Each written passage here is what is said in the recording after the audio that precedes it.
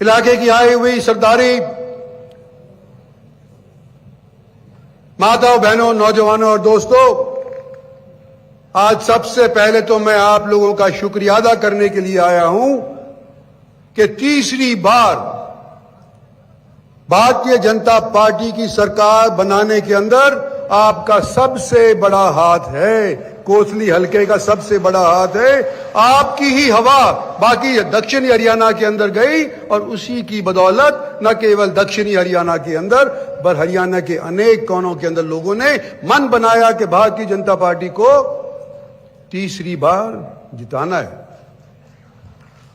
और दूसरा मेरा मकसद आज यहां आने का है कि नायब सिंह जी का मैं शुक्रिया अदा करूं।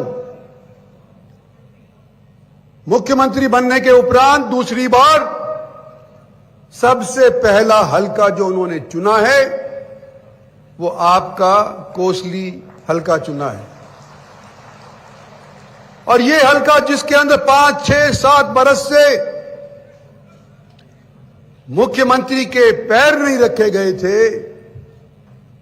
आज ये दूसरी बार या तीसरी बार सरकार बनने के बाद इन्होंने अपने पैर यहां पर रखे हैं और अनेक कामों के आज के दिन उद्घाटन या शिलान्यास किए हैं। इनके लिए इनका स्वागत भी करता हूं और इनका मैं शुक्रिया अदा भी करता हूं। साथ साथ इस हलके का महत्व मैं बताना चाहता हूं। हमारे सारे एमएलए यहां बैठे हुए हैं, आज उनको बोलने का मौका नहीं दिया, मैं माफी मांगता हूं क्योंकि इनको जल्दी जाना है और अंधेरा हो सकता था। इनकी बात भी सुनना चाहते हैं हम, लेकिन आज के दिन इस हलके का महत्व सबके सामने सर्वीय तौर के ऊपर मैं बताना चाहता हूं कि यह हलका ऐसा है,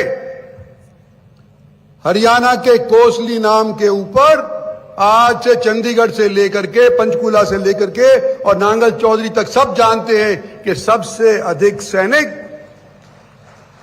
अगर हरियाणा के अंदर एक कस्बे में या फी कैपिटा कहीं पे है तो कोसली के अंदर है। इसलिए कोसली के नाम से आज यहां पर अनिल ने जो आयोजन किया है,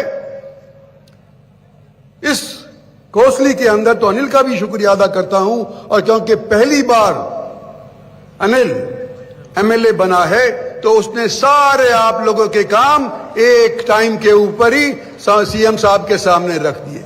मैं अनिल से ये कहना चाहता हूं कि आपने इस सरकार को 5 साल के लिए भी चुना है। अगर सारे के सारे आज ही काम करवा लोगे तो बाकी आने वाले 5 साल के अंदर क्या करवाओगे? कुछ अगली बार मुख्यमंत्री आएंगे उसके लिए भी कुछ बाकी छोड़ दो। कोसली हलका परिसीमन से पहले नहाड़ हलका बोला करते थे इसको। जाटूसाना को, नहाड़ को, 2 को मिलाकर के आज कोसली हलका बना है। और मेरी निगाह के अंदर कोसली हलका महत्व किस बात का रखता है कि इसके एक क्षेत्र कोसली से अलावा जाटूसाना क्षेत्र से मैं 4 बार एमएलए बन चुका हूं। इसलिए मेरी निगाह के अंदर ये हलका मायने रखता है। नहाड़ हालांकि अब हलका नहीं रहा, परिसीमन आयोग ने हमारे साथ दुबात करी, लेकिन नहाड़ हलके से मेरे ही गांव की एक महिला शकुंतला कई बरस एमएलए रही थी, इसलिए भी ये मायने रखता है। और आज जब मैं कोसली का जिक्र करना चाहता हूं तो साथ साथ ये भी कहना चाहता हूं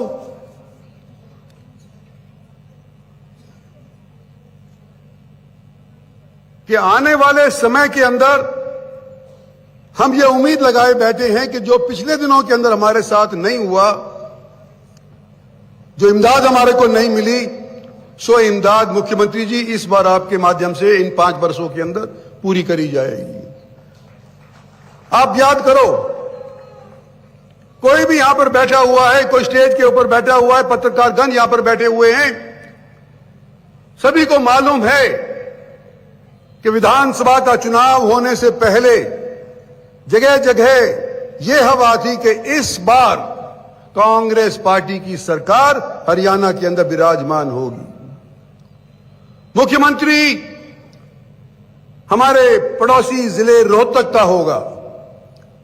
और क्योंकि यह हलका रोहतक लोकसभा की कॉन्स्टिट्यूएंसी के अंदर पड़ता था, तो लोग तो पहले से ये सोचे बैठे थे कि कोसली तो जो कांग्रेस की टिकट लेकर के आएगा उसको ही जाएगी।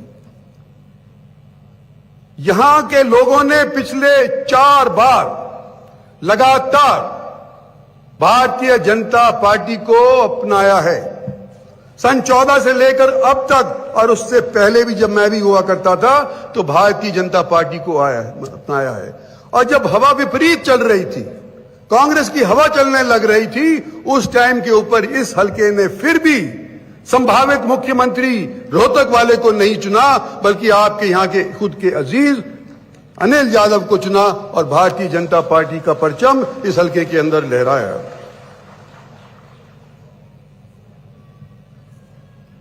साथियों, जब मैं ये कहता हूं तो मुझे ये उम्मीद होती है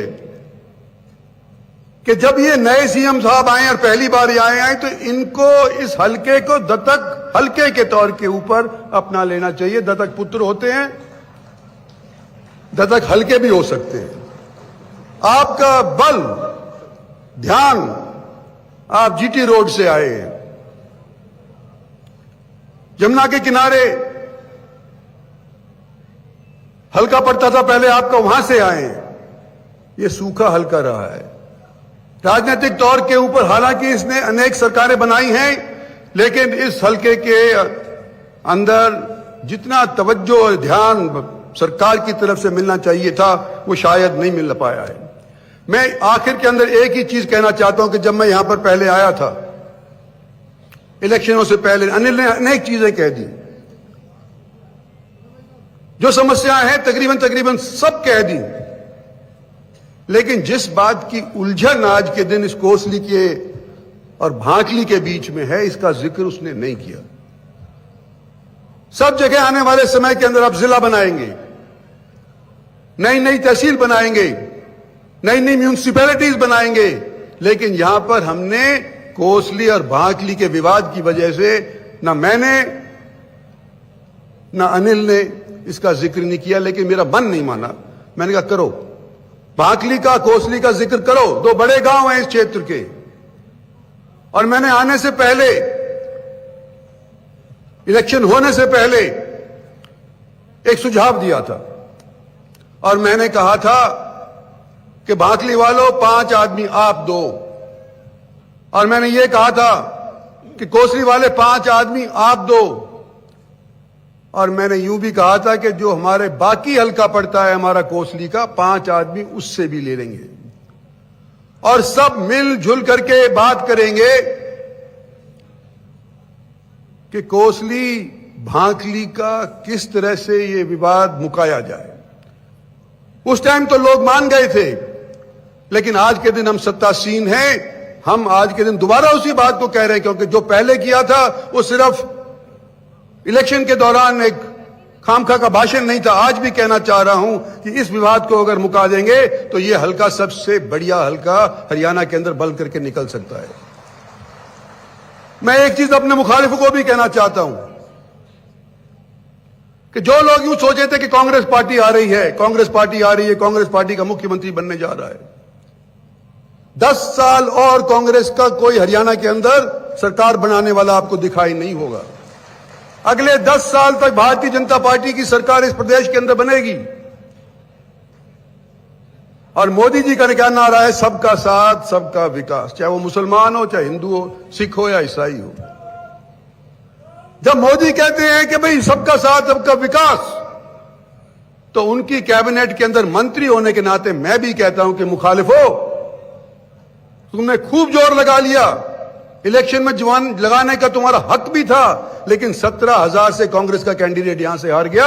आज के दिन तुम्हारे को मैं आमंत्रित करता हूं कि तुम मिलो हमारे साथ, 10 साल तक हम हरियाणा के अंदर शासन करेंगे, और जो काम तुम्हारे वो नहीं कर पाते थे या करने की उन्होंने सिर्फ आप लोगों को उम्मीद दिखाई थी, उन उम्मीदों के ऊपर हम आपके सपने को साकार करेंगे। मुख्यमंत्री के सामने मैं यूं कह रहा हूं कि आने वाले समय के अंदर मुख्यमंत्री का हम साथ भी देंगे, और आने वाले समय के अंदर इनके मार्फत के अंदर हरियाणा के, इस दक्षिणी हरियाणा के ऊपर जितनी तवज्जो दे सकती है ये सरकार, उसको दिलाने का पूरा प्रयास करेंगे। धन्यवाद और जय हिंद।